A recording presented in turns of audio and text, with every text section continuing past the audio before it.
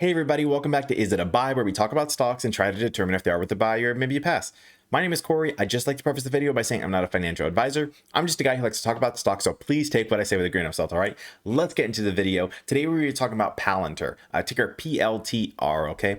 And so this is a video that a lot of people have been requesting, so I figured, you know what? Let's go ahead and dive into it. Let's take a look.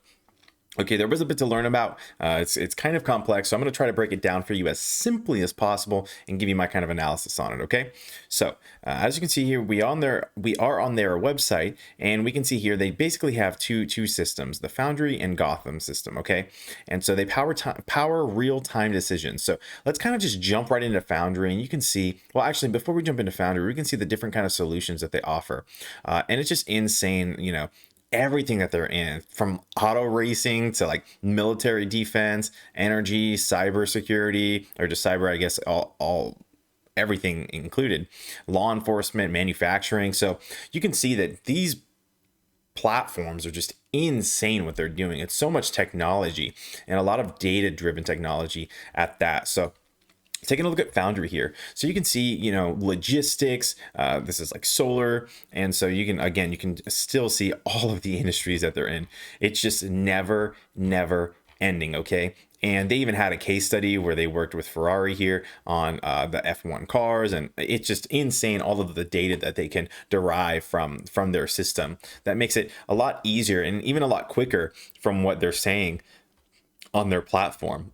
Taking a look here, we can see, so this is basically, think of this as a larger company, and this is the kind of information that they have to process: inventory, production, materials, HR, suppliers, logistics, their operations, everything, okay, that they have to work on. And so basically, from my understanding, what this does is it'll take all of that information and kind of break it down into easy to understand and easy to use like modules. Okay, so if I was in there, and you know, I'm not going to be messing with all this and trying to figure it all out, I can go in there and look for exactly what I'm looking for. Okay, and they will break down a lot of the information into easily digestible snippets. All right, so let's take a look over here, and you can see this is what I was talking about with the cars. So basically what they're able to do is, you know, whenever they're on the track, you know, there are so many different things, from like tire pressure to, you know, acceleration speed, that really go into, you know, winning these races. It's all about milliseconds in time. And, you know, I'm not sure if these are actually all the sensors that are in here. It seems like it may be all the sensors. They're pretty thorough, and all of their graphics and everything. It's very impressive, the work that they put into it. And, you know, that would be, I could see that because of how much work it seems like they put into their software. It's really incredible stuff. Now, and you can see, so basically they can say, oh, you know, with the tire pressure being this low, you know, we weren't able to accelerate into this corner, and blah, blah, blah, all the crazy stuff. You turn too early, turn too late, you know, is what I imagine the things that they could talk about. Just insane. And so we can see here about, again, just more of the data models and how they are able to connect these different parts. It's insane. They do have some videos on here that, if you are interested in the company, I would recommend watching, just to get a super clear understanding of how it works. And you can see here, looks like logistics and stuff like that. So it just goes on and on and on with the different ways that it can help these different industries. So now let's talk about Gotham. Gotham is crazy with what it does. Okay, and so I basically highlighted, you know, a few of these pieces. So this is for government use. I love anything for government use, because there's so much money to be had in those spaces, and you'll see how crazy this platform actually is. So this is an AI ready platform that improves and accelerates decisions for operators at every echelon in every domain, including land, sea, air, space, and cyber. All right. And so let's take, this is an example that they have, and I highly recommend watching their demo if you're interested in this, because it's extremely impressive. It almost looked like a game, and how they would deploy troops and deploy different like resources like the drones and the satellites to kind of just make everything converge. And it's so impressive. And I didn't even think about it, because, you know, the example that they give, they basically walk you through a scenario where the US embassy in a certain place is in danger. And so they're like, okay, we need to deploy measures to make sure everybody's safe and taken care of, and possibly even out of there. And so that's what they go over. And so, thinking about it, let's say you need to get imaging. So you need a satellite, you need a drone to fly over, you need this and that. And this kind of says, okay, I'm going to assign these things. And then they all just kind of converge and they talk to each other, and it's just insane the way it's like the future, as corny, as weird as that sounds. It is so crazy, and just controlled by somebody like this. Okay. And you can also look at it in real time. So let's say it's a high stakes thing, think of SEAL Team 6 type Osama bin Laden stuff when they're going to the compound. If they had this kind of system, then multiple people can watch it from multiple places, and they can all just be on the same page at the same exact time. It was very impressive. I highly recommend watching the video if you're curious about it. And you can see like the interface. This is what they showed in the demo as the interface is looking like. And you can see just everything that goes into it, and you can see the vehicles and stuff that they deploy and they can deploy. And they have like how long. I mean, let me go down here and I'll show you exactly what it shows. So here you can see this there's a threat to the US Embassy in Zlarovo, and this was created 2 hours ago by this person. The severity is critical, so we need to take action now. And then you can see the details of it, intelligence, possible. I mean, it just goes on and on. And then you can see this looks like satellite imaging of the area. And the drone in the video, it was the drone that actually got this kind of footage and said there's 3 buildings and there are hostiles on this little corner of the building, basically right here. And on the back of this building, this is like a courtyard in this little square back here. And so the hostiles are in this corner and there's no one else around it. And because the drone is circling the building, and they said, if there are 2 doors here, if they can exit this way, then they will be out of sight of the hostiles, which was just the craziest thing I've seen. And it even goes as far as to say, here's the personnel in the building, and you can see the name of each personnel and everything. It was just insane, the amount of details that went into this. And if this is the kind of stuff that it can do, I mean, holy smokes, it's just endless. It was so impressive to watch that video. Taking a look at the press releases, these guys have just been growing. They've been working.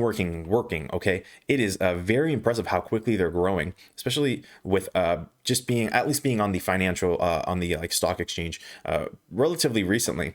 And so we'll get into that in just a second, but we can see this 3M, they're in partnership with 3M and whoever this Embark people are. And you can see here that the 3M partnership was in February and of this year, and March was the Embark people. So crazy stuff. They're just like continuing to grow, and I don't see them slowing down anytime soon, especially if their product is even a fraction of how cool it seems. I think that this company could be like insane. Let's take a look at what the analysts are saying. So 1 year price target on Yahoo Finance is going to be 25.83. All right, on Market Beat, the analysts are saying the price target is a high of 40 and a low of 10, so kind of in between there, kind of on par with what the average, I suppose, being what Yahoo Finance is thinking, and so just crazy stuff, so pretty accurate, but we'll see about that. As far as the institutional ownership goes, it looks like 19% institutional ownership is what we have here on Fintel. Looking at NASDAQ, so NASDAQ saying institutional ownership at 18.56. Granted, this has not been updated yet. It looks like the last update was on December 31st. Okay. Now, institutional ownership on MarketBeat. This one looks like a little more updated for March 16th and at 10.13%. So maybe some people pulling out, some people pulling in, and we can see here it looks like some people did get out, but some people did also get in. So I'm not really sure why this number went down, but either way, very interesting. And as you can see, there's no institutional ownership over here because they weren't listed on the New York Stock Exchange until almost October of last year, of 2020. And so as you can see, relatively new, but very strong. Taking a look at their annual financials, okay, their profit steadily increasing from 430 million to 500 million to 740 million. Okay, just steadily increasing, which is fantastic. Exactly what you want to see. And now looking at their institutional ownership, they are almost at, and this one says almost 20% institutional ownership. Granted, this looks like it has not been updated since December 31st of 2020. So do keep that in mind. We do have BlackRock and Vanguard, people who are just in a bunch of companies that I've started to really notice them being invested in, like GameStop and AMC and a bunch of other companies. It's pretty interesting how many companies they're in. Analysts on here being pretty similar with what we saw on the other websites, $40 being the high, $15 being the low, and $25 being the average, 25.83. Okay, you do want to take a look at some news articles. I'm not going to take a look at all these right now. I did notice that Cathie Wood did add this to their list, you know, for the ARK Invest list. Granted, they did add all of these companies, so do keep that in mind. But you know, PLTR being on there, and a lot of people loves Cathie Wood's, so Cathie Wood's picks.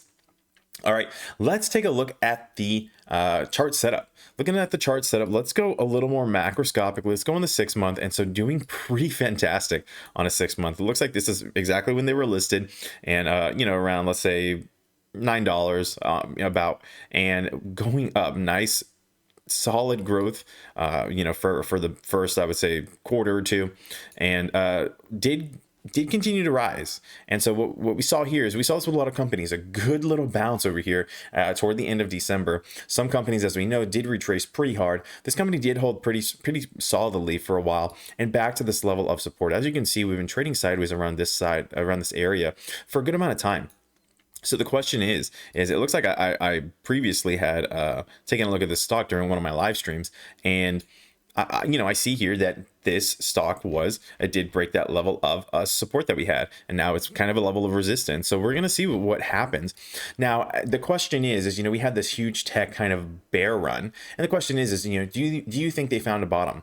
And that's the $1 million question. It's a little early to tell.